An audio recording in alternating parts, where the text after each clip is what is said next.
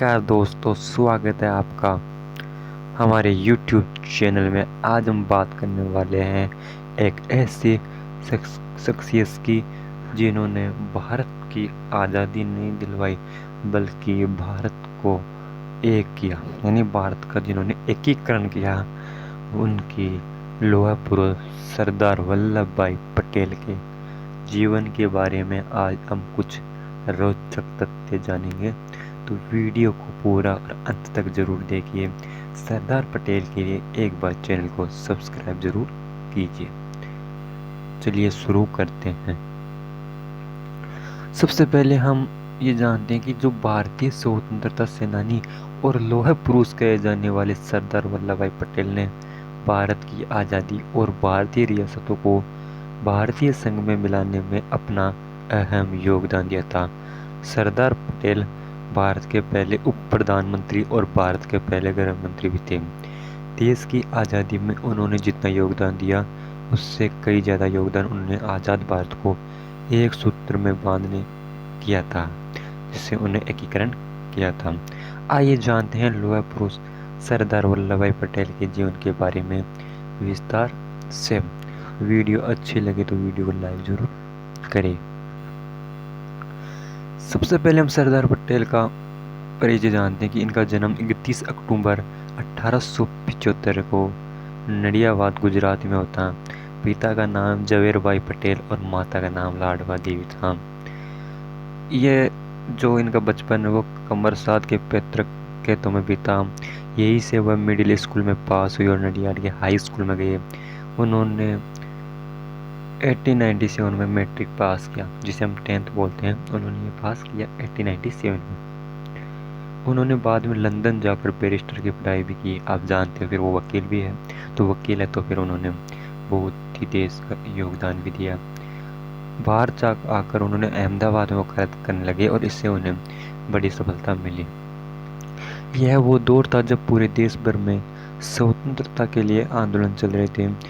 वही इन आंदोलनों में महात्मा गांधी की मुख्य भूमिका थी। सरदार पटेल महात्मा गांधी के जीवन से बहुत प्रेरित थे। यही कारण था कि उन्होंने स्वतंत्रता आंदोलन में भाग लिया।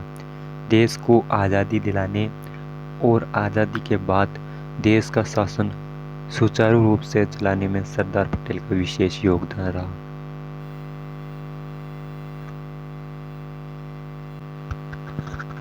भारतीय राष्ट्रीय आंदोलन में इनकी क्या क्या भूमिका रही है, आइए जानते हैं।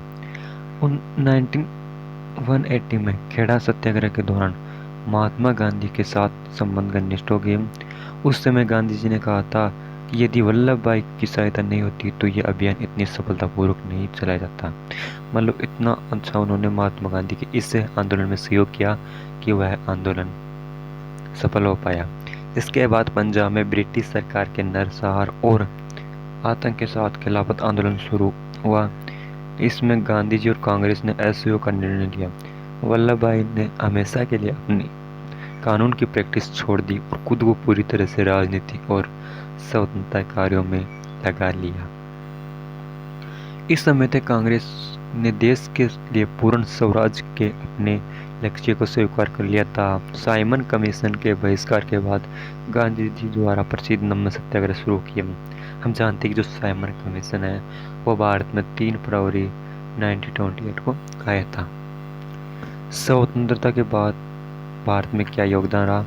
जब भारत को वर्ष 1947 में पूर्ण स्वतंत्रता मिली तो सरदार वल्लभ भाई पटेल भारत के प्रथम उप प्रधानमंत्री बने और गृह मंत्री बनाए गए। इसके साथ ही उन्होंने राज्य और सूचना और प्रसारण विभागों के लिए भी जिम्मेदारी उठाई।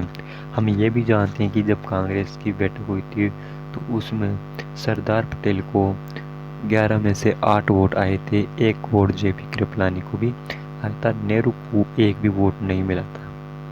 फिर भी गांधी जी ने एक चिट्ठी में कुछ लिखा और सरदार पटेल को दिया। सरदार पटेल ने अपना नाम वापस ले लिया प्रधानमंत्री के पद से। फिर जवाहरलाल नेहरू को प्रधानमंत्री बनाया गया था। उस समय जब देश आज़ाद हो चुका था तो छोटी बड़ी भारत में 562 रियासतें थी। इनमें से कई रियासतों ने तो आज़ाद रहने का ही फैसला लिया, लेकिन जो 3 रियासत थी वो आज भी सिर दर्द बनी हुई थी। जम्मू कश्मीर, हैदराबाद और एक रियासत और थी। आप कमेंट सेक्शन में वो बताना कि वो कौन सी रियासत थी। तो इनमें से फैसला लेकिन सरदार पटेल ने इन सबको देश में मिलाने में अपनी अहम भूमिका निभाई थी। देश की बड़ी जनसंख्या और राज्यों का एकीकरण वल्लभ भाई पटेल के जीवन की सबसे बड़ी उपलब्धि में से एक थी। और जो तीसरी रियासत थी दोस्तों, वो कौन सी थी? सोच लिया क्या आपने? नहीं सोचा? तो कोई बात नहीं, मैं बता देता हूँ, वो जूनागढ़ रियासत थी। विभाजन के बाद उन्होंने बहुत ही अच्छा कार्य किया। उन्होंने नई भारतीय प्रशासनिक सेवा का भी गठन किया, जिसे हम आज IAS के नाम से जानते हैं। सरदार वल्लभ भाई पटेल का मुंबई में 15 दिसंबर 1950 को निधन हो गया था। वल्लभ भाई पटेल भारत की स्वतंत्रता के प्रमुख वास्तुकारों और अभिभावकों में से एक थे और देश की स्वतंत्रता को मजबूत करने में उनका योगदान अद्वितीय था। हम ये भी जानते हैं, अगर सरदार पटेल 1950 में अगर उनकी डेथ न होती और 1960 में होती तो आज भारत कुछ और भी होता, क्योंकि वो भारत के प्रधानमंत्री भी हो सकते थे। हम जानते हैं उनका जो जन्मदिन है 31 अक्टूबर, वो राष्ट्रीय एकता दिवस के रूप में मनाया जाता है।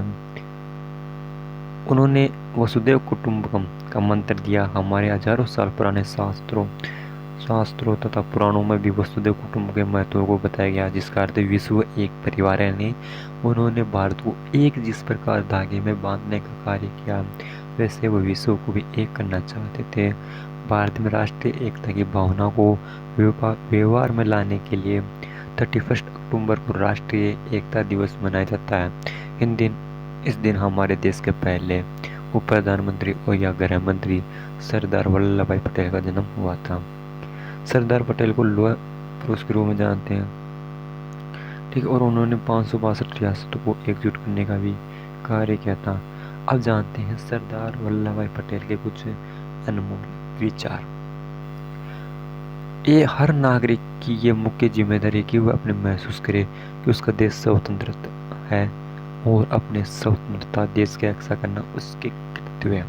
कहने का मतलब उन्होंने ये कहा कि केवल आर्मी या पुलिस वाले या किसी और जो पैरामिलिट्री फोर्सेस है उन्हीं का ही काम नहीं है देश का रक्षा करना। हर प्रत्येक मनुष्य का काम यह है कि वह भी देश की रक्षा करने में अपनी महत्वपूर्ण भूमिका निभाए।